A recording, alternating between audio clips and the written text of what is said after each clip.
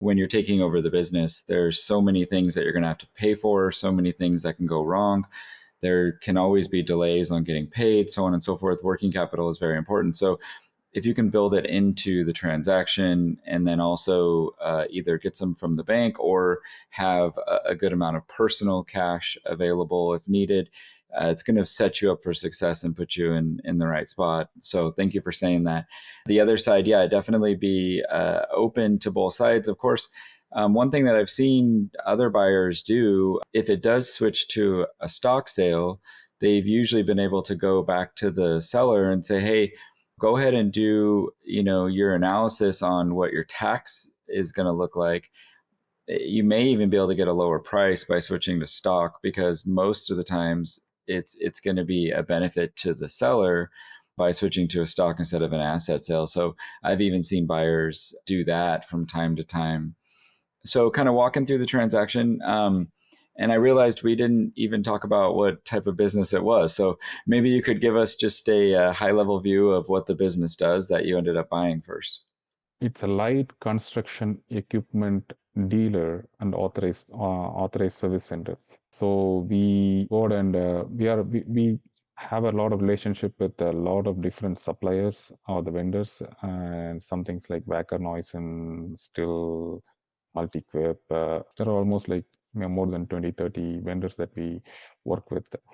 And it's like similar to a car dealership, right? I mean, you have a car dealership, you have a car. Well, how does a car dealership make money? You go out and buy cars, sell cars, and sometimes when they go out and service cars, they're going to make money on adding parts, selling parts, and stuff like that. So it's the same thing, but we do it for light construction equipment. So that kind of gives a little more clear picture here.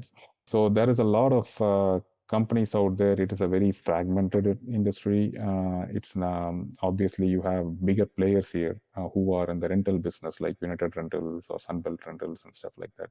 And you also have a lot of these small players here like us who are more of a service center, repair shop, and they also sell parts, they also sell equipment, things like that. So this is a business where you got to have a reasonable understanding of an inventory management, a reasonable understanding of at least be able to get a good feel for the mechanical aspects of the equipment that you're going to deal with.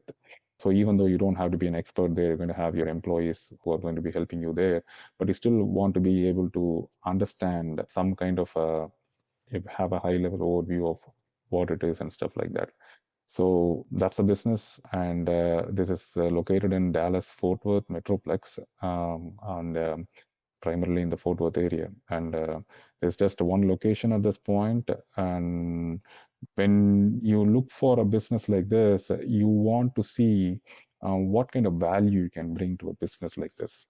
Because my background is in technology. So how am I going to run a business with this background? That the reason I bought this business also is kind of a little bit more of a personal reason to it. I mean, my family had owned and operated machine shops over the last. So I grew up in this kind of an atmosphere for a long time. So that influenced me in this.